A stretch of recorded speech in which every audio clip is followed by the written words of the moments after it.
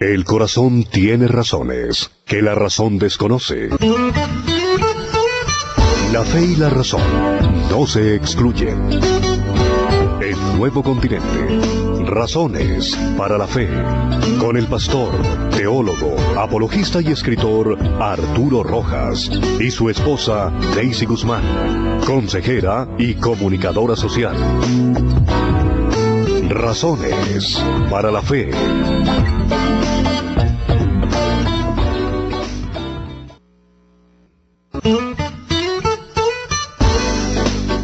Buenas noches, de regreso estamos hoy de nuevo lunes en nuestro programa Razones para la Fe. Una noche muy fría, llevamos varias nochecitas frías, en una ciudad capitalina como Bogotá, estamos en un clima bastante frío, ¿no? Hay como una oleada de frío, sí. Y se acabó el calor del mundial además. Ayer. ¿Qué vamos a hacer sin mundial? Se bajó la cortina ya. El mundial, volvemos a la realidad. Sí. Bueno, pues hoy vamos para la segunda parte de nuestro tema fe, magia y superstición. Lo tocamos el lunes pasado y pues hubo mucha inquietud, muchos comentarios, muchas dudas y por eso decidimos dar lugar a una segunda parte. Dejamos a medias el tema. Sí, la vez pasada. Sí. Estamos en internet, conectados, aquí nos reportan sintonía varias personas. Vamos a mirar quién está por acá. Está Edgar y Miriam Quijano. Qué bueno por Edgar y Miriam. Está Marcela Melo, Daniel Jurado, Ana María Hernández, Pati de Chávez, Marta Patricia Saavedra, Olga Patricia Ducuaraca, Ligia Rojas, Mauricio, bueno, Carolina Murcia, Liliana Pardo. Qué bueno poder. Hay nombres que se repiten, tenemos una audiencia asidua, por lo menos hay algunos que siempre los encontramos aquí reportando sintonía. Sí. Un nuevo continente hasta ahora, en Razones para la Fe.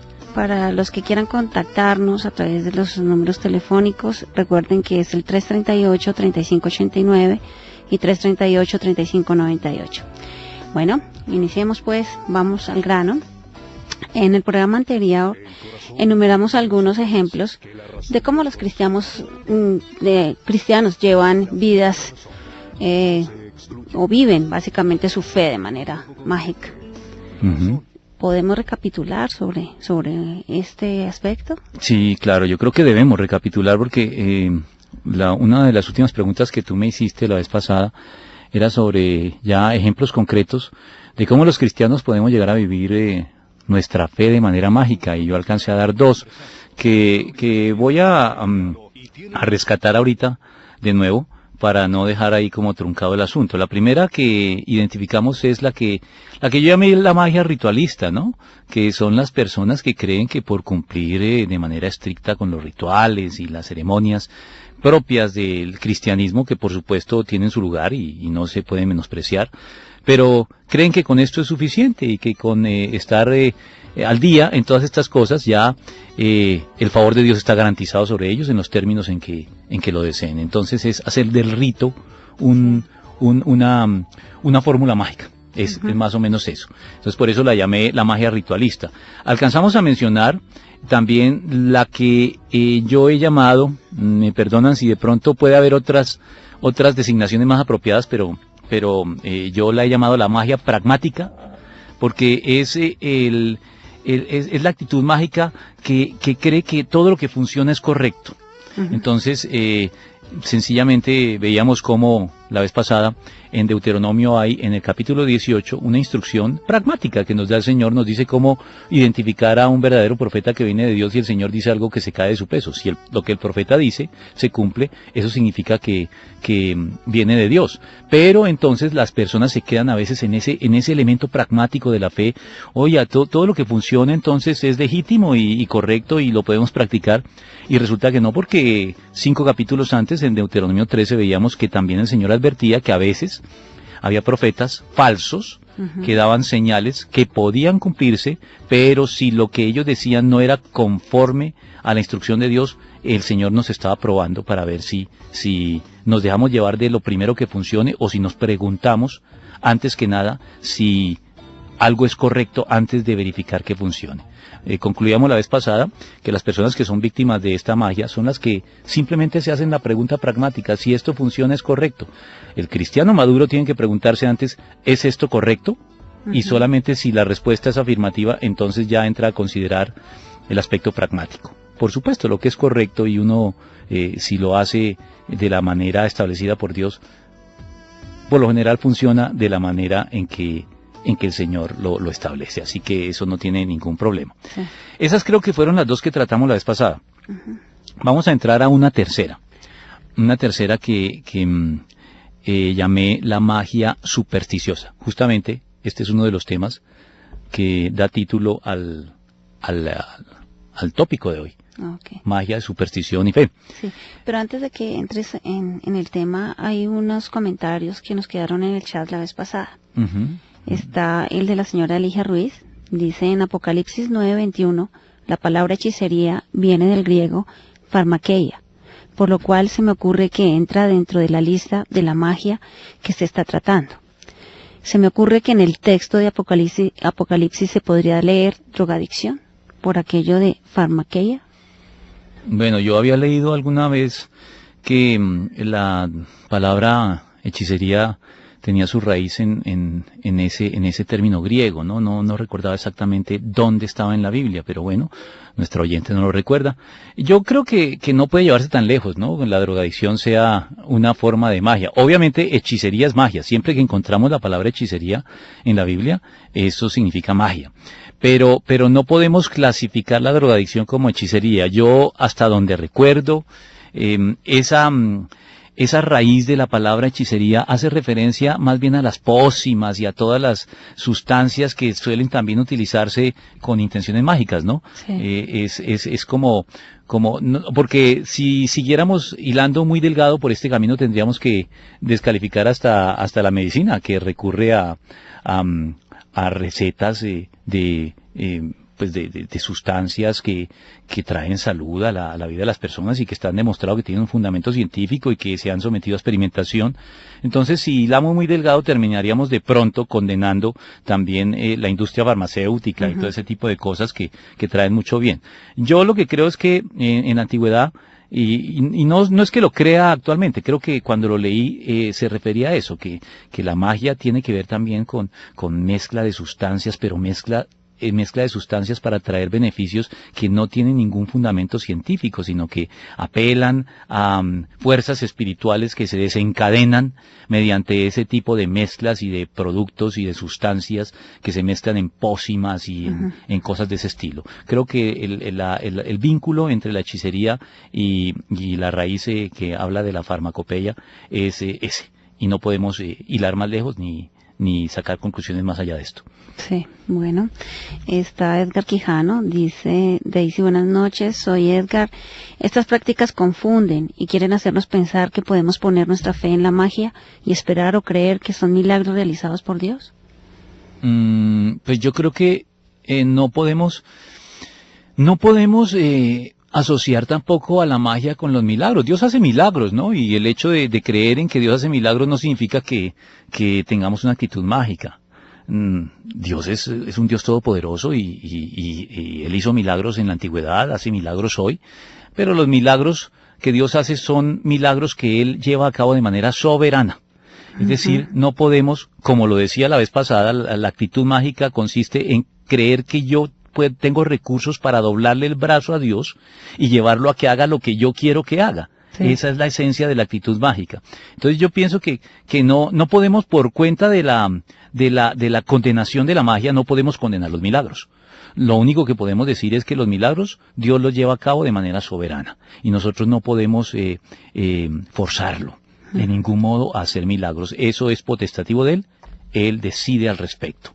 Cuando nosotros creemos que podemos forzar a Dios a hacer milagros, esos milagros ya comienzan a caer dentro de la actitud mágica y ya pueden ser censurados. Pero el concepto de milagro no puede ser censurado y siempre tiene vigencia en la Iglesia. La Iglesia cree en un Dios que, si lo decide de ese modo, puede hacer milagros y puede intervenir de una manera contraria o modificando las leyes regulares del funcionamiento de la realidad. Sí, de hecho, nosotros tocamos acá el tema de los milagros en 2 programas. Así que pueden escucharlo en YouTube o en el grupo Razones para la Fe, están allí colgados, inclusive el anterior de Fe, Magia y Superstición. Bueno, entonces vámonos con la siguiente que tú nos querías. La tercera era la magia supersticiosa, que es la que, como decía, tiene que ver con una de las palabras en nuestro tema general. La superstición no es propiamente magia, pero siempre va vinculada a ella. Decíamos la vez pasada, creo que lo alcanzamos a afirmar. La superstición se define como esa tendencia que muchas personas tienen derivada del temor o de la ignorancia a atribuir un carácter sobrenatural, un carácter sagrado o un carácter oculto a determinados acontecimientos o a creer en vanos presagios sin ningún fundamento, lo que llamamos comúnmente agüeros. Eso cae también dentro de la superstición. Tiene relación, como es apenas obvio, con la actitud mágica.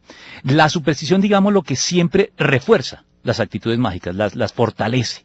No son exactamente la magia, pero fortalece las actitudes mágicas. Mira que yo recuerdo una frase de George Herbert que me parece muy, muy acertada. Él dijo, el diablo divide al mundo entre el ateísmo y la superstición. Qué cosa curiosa, ¿no? El diablo se complace con ambas cosas, con el ateísmo, pero también con la superstición. Y yo lo podría plantear de este otro modo. El diablo divide al mundo entre los ateos y los crédulos. Fíjate que uno puede creer que el ateísmo se combate con credulidad, pero ambas actitudes le hacen el juego al diablo. Por eso alguien dijo que los extremos se tocan. Tú te quieres apartar del ateísmo yéndote al otro lado y caes en la credulidad y resulta que estás haciéndole juego también al diablo con la credulidad. ¿Qué es lo que Dios quiere de nosotros? Quiere una fe. Quiere que seamos creyentes, pero no crédulos. La persona crédula es la que cree sin examinar, sin tener fundamento, cree en todo. Justamente, muchas personas creerían que a estas alturas de la historia humana ya hemos erradicado la credulidad y la superstición, pero sigue viva. Algunos dicen que la edad moderna se caracterizó porque la gente ya no creía en nada, pero la posmodernidad se caracteriza porque ahora no es que no creamos en nada, sino que creemos en todo. Creemos en todo. Cualquier superstición nos la venden y la compramos y la pagamos al precio que sea y nos la tragamos entera. Entonces creo que la magia supersticiosa está también haciendo muchos estragos en la vida de la iglesia. Mira, hay una inclinación enfermiza de muchos creyentes a buscar, por ejemplo, experiencias místicas. Sí. Sin someterlas a ningún criterio, sin evaluarlas, sin filtrarlas de ningún modo, sino sencillamente todo lo que sea experiencias místicas las recibo de buena manera. Y eso es muy peligroso. Eso es muy peligroso porque Satanás puede promover experiencias místicas que nos aparten de Dios y que nosotros podemos estar pensando que son de Dios cuando realmente no lo son. Estamos en búsqueda de emociones. Los cristianos a veces nos volvemos muy emocionales, muy románticos, todo es emoción y por ahí la magia se nos puede filtrar. Sí. Yo recuerdo un verso de una canción de Marcos Vidal, seguramente tú la has escuchado, que él decía, ¿qué te pasa, iglesia amada, que no reaccionas? Solo a veces te emocionas y no acabas de cambiar. A veces parece que el cristianismo de muchos cristianos es simplemente emoción pasajera, emoción intensa, pero emoción que no dura mucho.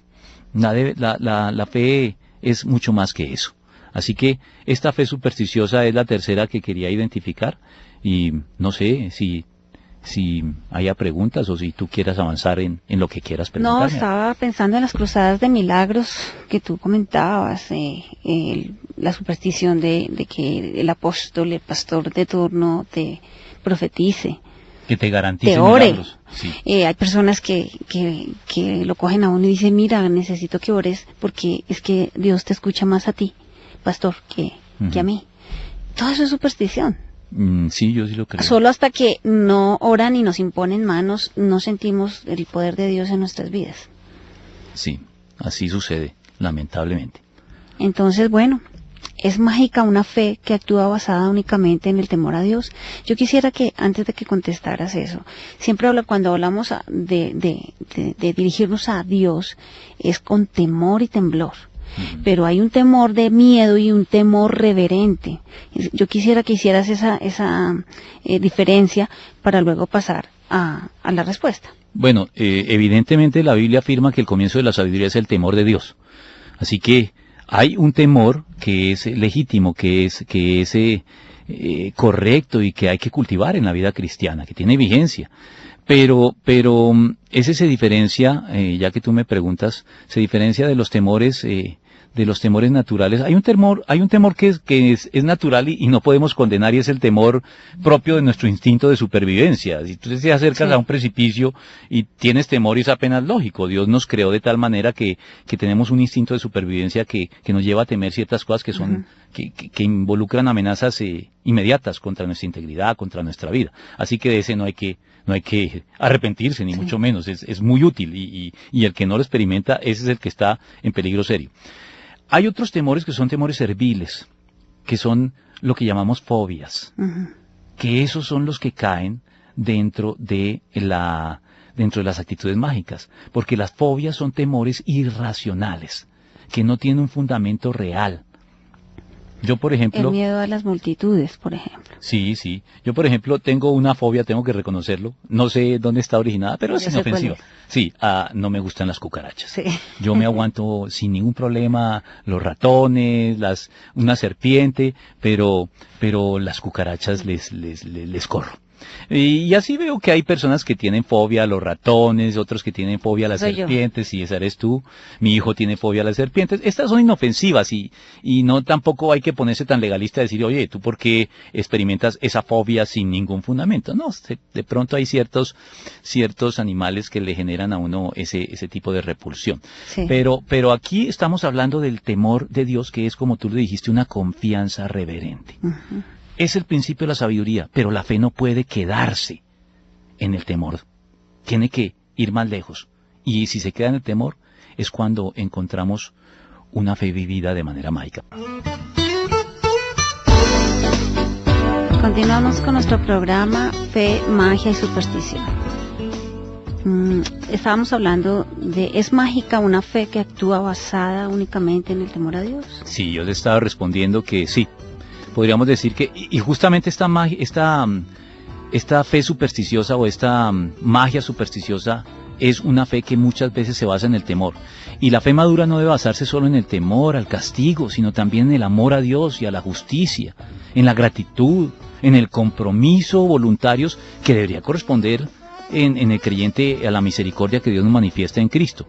Si no combinamos bien el temor de Dios, que tiene su lugar, con el amor a Dios, el amor a la justicia, la gratitud y el compromiso, todo lo que acabo de mencionar.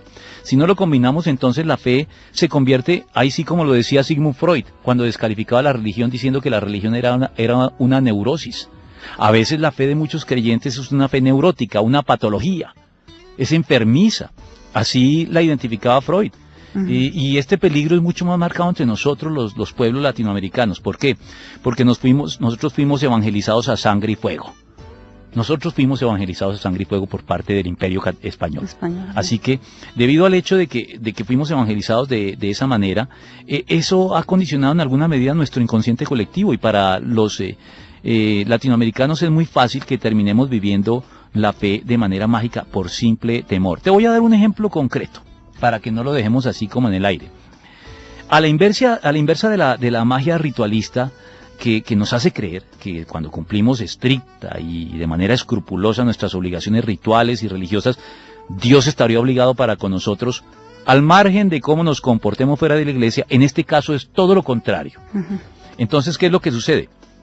Muchos creyentes llegan a creer que Dios está esperando que tengamos una salida en falso, o en el cumplimiento del devocional diario, o en el de la asistencia al servicio dominical, o en el de nuestras responsabilidades en el ministerio, incluso una salida en falso en el diezmo, y que una vez que le damos la más mínima oportunidad, Él nos cae encima con todo el rigor y la severidad del caso para castigarnos y para disciplinarnos de modo que nunca más lo olvidemos. Eso es una fe vivida de manera supersticiosa basada en el temor.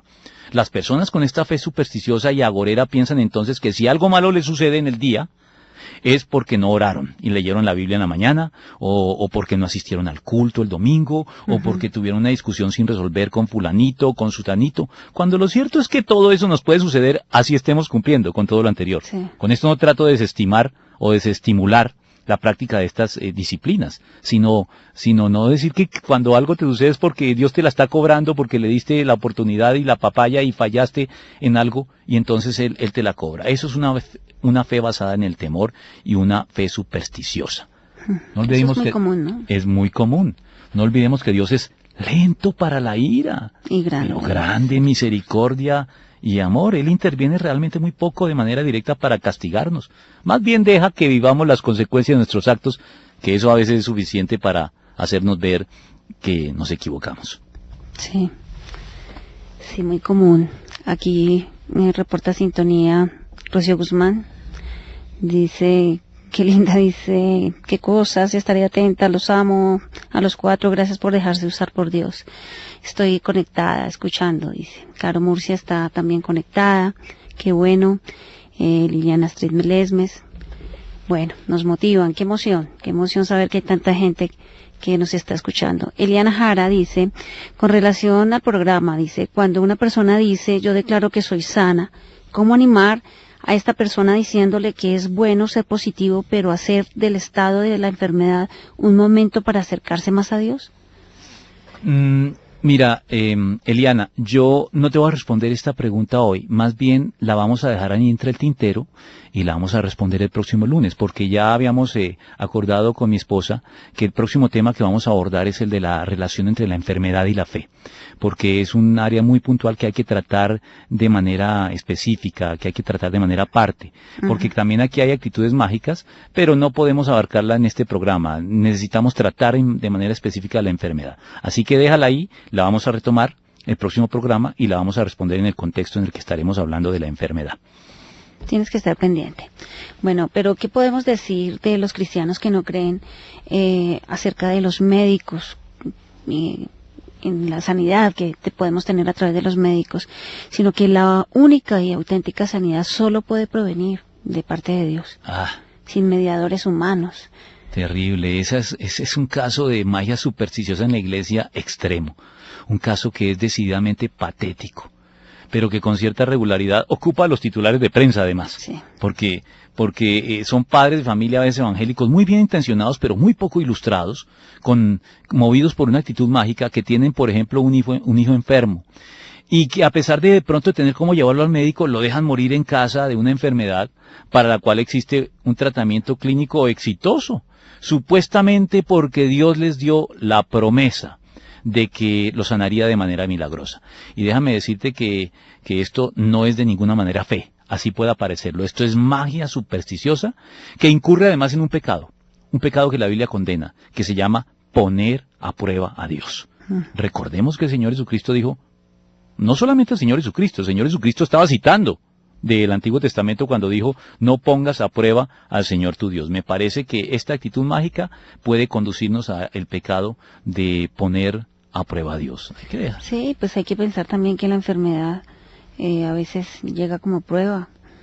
La enfermedad tiene un tiempo para ser sana, puede ser una cuestión de disciplina, puede ser, bueno, yo creo que tú lo vas a tocar. Sí, en el próximo programa lo trataremos de manera un poquito más sistemática de lo que podríamos hacerlo hoy. Bueno, ¿cuál de estas formas de fe mágica es la más difundida?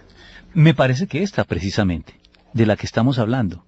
La magia supersticiosa me parece la más difundida, porque fíjate que entre los evangélicos, entre los cristianos en general, hay muchas personas que tienen una fe que no es razonada y que es incluso irracional. Eso recibe un nombre técnico, eso se llama fideísmo. Fideísmo es hacer de la fe todo y no admitir nada más que la fe.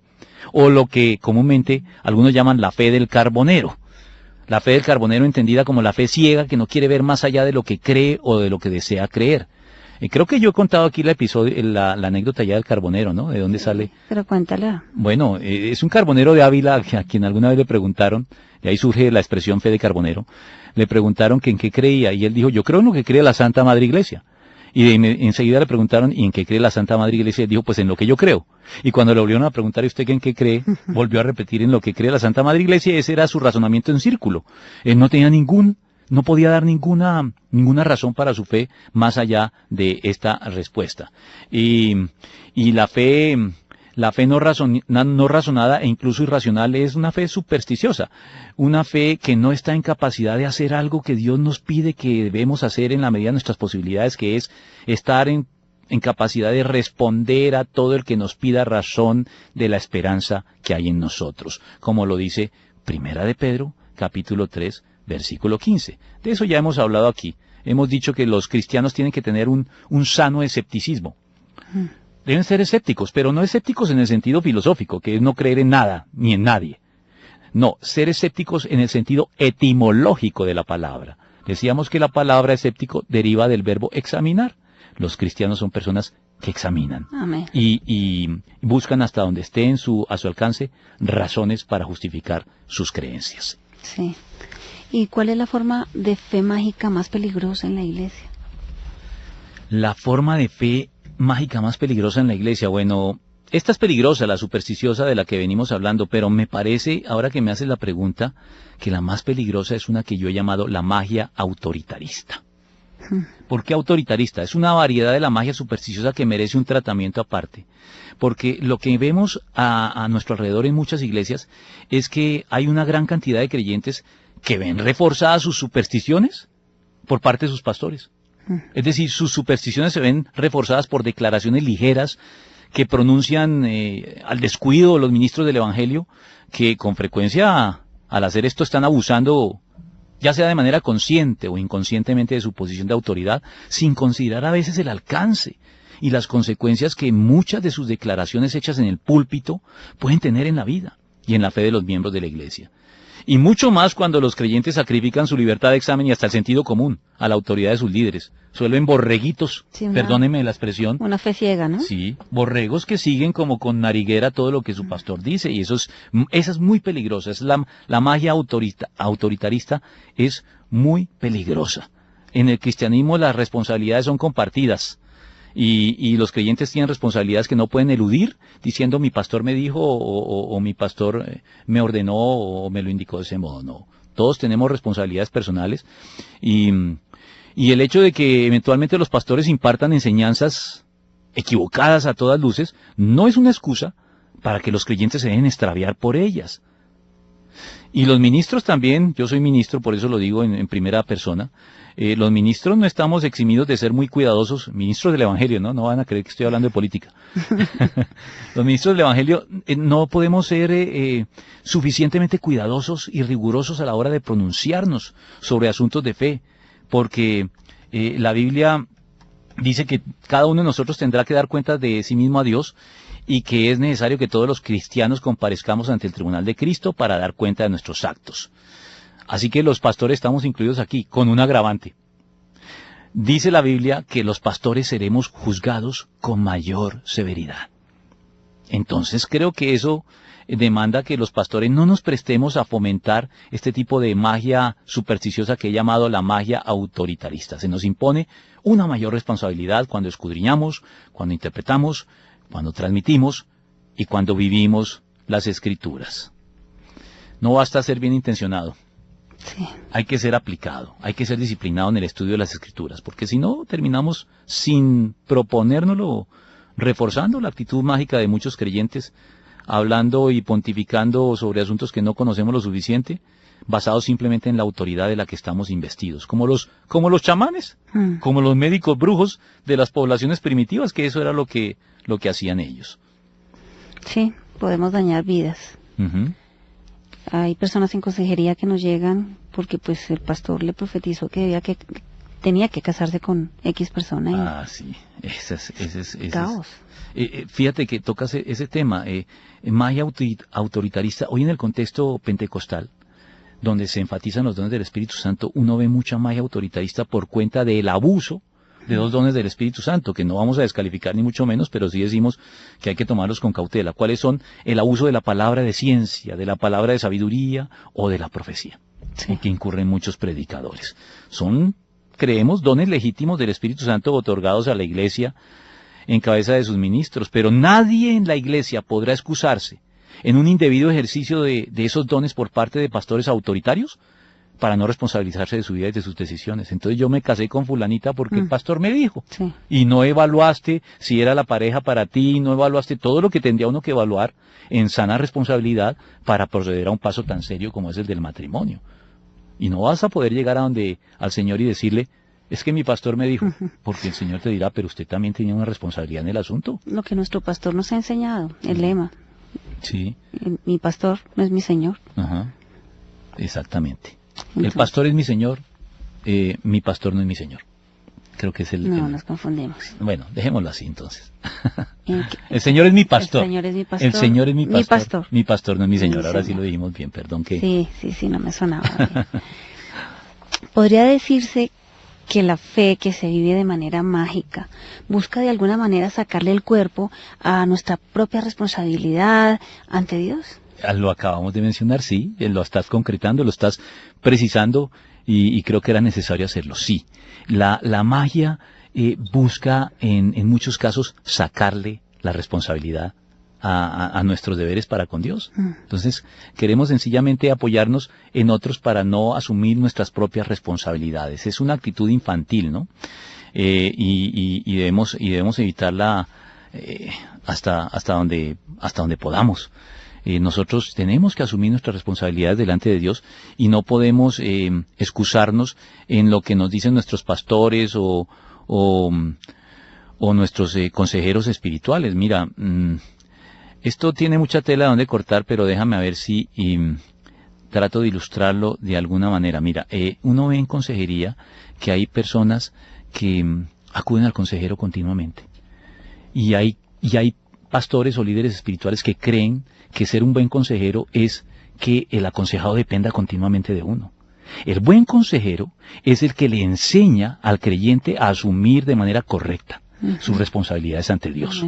Y no que lo enseña a depender de él continuamente pidiendo todo el tiempo citas de consejería para toda decisión que debe tomar o para toda situación o circunstancia que se le presenta en la vida. No, uno tiene que enseñarle al creyente, adiestrarlo y después que él asuma sus responsabilidades con madurez, como una persona adulta y no como un niño dependiente siempre de su consejero o de su pastor. Además eso tiene un peligro, ¿sabes? Que cuando las cosas no funcionan, ¿a quién va a culpar el creyente? ¿A su consejero? Sí, el pastor. ¿A su pastor? No me aconsejó bien, no me orientó bien, entonces la culpa de lo que me está sucediendo es por mi pastor. Y no asumen nunca su responsabilidad personal. Hay cristianos también que se quedan toda la vida orando, ¿no? Esperando la gran revelación, la respuesta, yo no sé, con voz audible de parte de Dios. Y como le decía el Señor a Josué, ya han orado suficiente, dígale al pueblo que marche. Y la gente se queda orando toda la vida y no toma decisiones. A mí me gusta que tú te me adelantas a temas que no, está bien, me gusta porque me das la pauta para abordar otra clase de magia o de fe vivida de manera mágica, a la que he llamado la fe cómoda y facilista, la que justamente quiere lograr los objetivos y alcanzar las bendiciones de Dios sin cumplir lo que Dios espera que hagamos.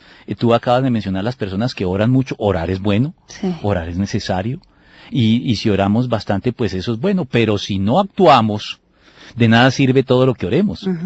¿Ves? Entonces la oración, que es una buena práctica, es una buena disciplina, si no se combina bien con otras actividades, con la acción, puede terminarse convirtiendo en un recurso mágico.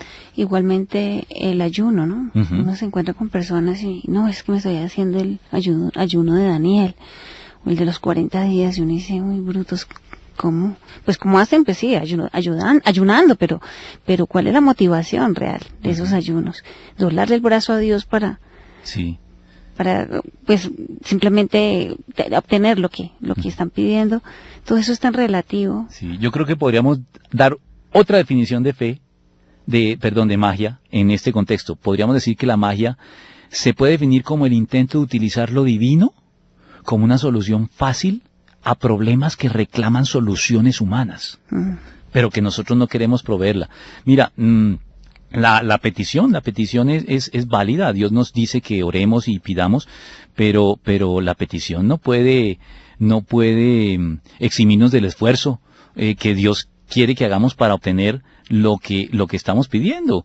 Alguien decía, basándose en el Sermón del Monte tiene una parte que es muy conocida, está en Mateo capítulo 5, permítame un momento, y aquí lo ubico y lo leo. En el capítulo 5 dice, capítulo 6, perdón. Cuando el Señor dice que no nos preocupemos, qué comemos o qué vestiremos, dice como ejemplo para que no nos preocupemos excesivamente en esto, dice, fíjense en las aves del cielo. No siembran, ni cosechan, ni almacenan en graneros. Sin embargo, el Padre Celestial las alimenta. ¿No valen ustedes mucho más que ellas? ¿Quién de ustedes, por mucho que se preocupe, puede añadir una sola hora al curso de su vida? ¿Y por qué se preocupan por la ropa? Observen cómo crecen los lirios del campo. No trabajan ni hilan. Sin embargo, les digo que ni siquiera Salomón en todo su esplendor se vestía como uno de ellos. Aquí me acuerdo de un chiste, ¿no? Sí, ¿Te acuerdas de un chiste que hay vale la pena. Hay un ministerio, alguien dijo que debería abrirse un ministerio en la iglesia que se llamara Lirios del Campo, porque hay personajes en la iglesia, especialmente varones, que no trabajan, ni hilan, ni hacen nada y esperan que todo les llegue facilito, solamente orando y sin obrar. Justamente eso es lo que quería señalar. De esos abundan mucho Sí. en las iglesias. Y hay un proverbio sueco que me gusta mucho. Un proverbio sueco que dice, Dios le da una lombriz a cada pájaro, pero no se la lleva hasta el nido. Hay que salir a buscarla, Amén. ¿no? Bueno, aquí está el pastor Alfonso Chavarro, desde Yopal. Dice, saludos, pastor Arturo y Daisy. Este tema de la fe mágica está unida a las congregaciones que aprovechan la orientación esotérica de las experiencias más que del cambio para las profecías. Bueno, no entiendo muy bien lo que nos quiere decir Alfonso. Dice, está unida a las congregaciones que aprovechan la orientación esotérica de las experiencias más que el cambio para las profecías. No sé. Bueno, el esoterismo, claro, Sí. forma parte de la magia. El esoterismo es ese conocimiento reservado a los iniciados y que solo manejan y el secretismo, el esoterismo, el hermetismo, esas actitudes secretas Sí. son caldo de cultivo. Sí, y para de pronto la magia. lo que Alfonso quiere decir es que se concentran más en esas experiencias que en vidas transformadas y renovadas y por Cristo, ¿no? Ah, sí, claro, la experiencia y la emoción. Y las profecías. Bueno, qué bueno que nos estén escuchando desde Yopal, desde Boyacá, Sogamoso, bueno, en Bogotá, y bueno, no sé quiénes más estarán conectados en el exterior. Y pues la última pregunta, a ver, dinos tú, ¿tienes algún otro ejemplo sobre tipos de magia? Sí, hay una que no puedo dejar de tratar y que es la que nos puede acechar a los que nos esmeramos por prepararnos y tener una fe ilustrada y estudiar los asuntos teológicos. Yo la he llamado la fe dominadora explicadora. Dominadora explicadora. ¿Por qué? Porque pretende dominar a Dios por medio de las explicaciones. Es decir, fíjense que la fe acecha en todos los extremos. Los teólogos que se preparan y estudian pueden estar muy lejos de estas otras formas de fe mágica que he mencionado, de la fe supersticiosa, de la fe ritualista, pero también tienen su propia tentación, caer en una actitud mágica que cree que porque conoce medianamente y puede dar razones para su fe, entonces eso ya lo autoriza para indicar cómo Dios va a actuar en todos los casos, como si nosotros pudiéramos dominar a Dios por medio del conocimiento y la explicación. Eso sucede con la teología. La teología es una disciplina necesaria en la iglesia, pero es una disciplina que también tiene sus peligros. Recuerda que en el profeta Amós dice, mi pueblo se perdió porque le faltó conocimiento. Entonces eso justifica la teología. La teología es precisamente adquirir conocimiento sistemático y metódico sobre los asuntos de nuestra fe. Pero también el apóstol Pablo dice que el conocimiento envanece. Y el amor edifica. Entonces por ahí también puede acechar amor, mucho conocimiento. Mucho conocimiento, mucho orgullo, mucho orgullo por el conocimiento que se tiene, y eso también es una magia, es una forma de vivir la fe de manera mágica, porque yo estudio y conozco la teología, entonces ya puedo prever cómo Dios va a actuar y puedo indicarles cómo Dios actúa en cada circunstancia, y nunca podemos abarcar a Dios dentro de sistemas teológicos cerrados y terminados. Eso es como lo decía Salomón cuando construyó el templo, y después de acabar ese templo suntuoso dijo, los cielos de los cielos no te pueden contener, cuanto menos este lugar. Sí. Así que no hay sistema teológico por completo y por profundo que sea en el cual podamos encerrar a Dios. Dios siempre trasciende toda construcción humana y por eso los teólogos también debemos estar, bueno, los teólogos, yo soy aprendiz de teólogo, ¿no? Yo me considero teólogo. Qué bueno. Qué bueno. Pero yo estoy muy atento siempre a este tipo de cosas, que mi interés en estos temas no me haga pensar, que yo ya domino a Dios con mi intelecto porque como lo estudio tanto, entonces ya estoy en condiciones de hacer eso. Les voy a contar una infidencia. Cuando en la iglesia y las ovejitas, la gente que es tan linda, infla mucho a mi esposo, yo les inflo en la casa. Yo me encargo de desinflarlo y de que aterrice. Pero no, él no se infla. Dios lo desinfla uno. Si uno se infla, Dios mismo lo desinfla. Eso no tiene una necesidad. Totalmente. A través de la esposa o a través de cualquier otra instancia, el Señor tiene sus recursos para desinflarlo. Mira, nos saluda aquí Lala desde Panamá. Dice, también está en línea. Felices de escucharlos y de aprender con ustedes. Ah, Lala, qué bien. Nuestra apreciada Esmeralda. Esmeralda desde Panamá, sí. Con su familia. Bueno que puedan estar aprovechando estos espacios y poder crecer en las cosas del Señor. Entonces, el próximo programa tú dices que tiene como título. Vamos a hablar de la enfermedad. No sé qué título, pero va a ser ese el tema. Suena bien. Bueno. Dios los bendiga. Un abrazo. Hasta el próximo.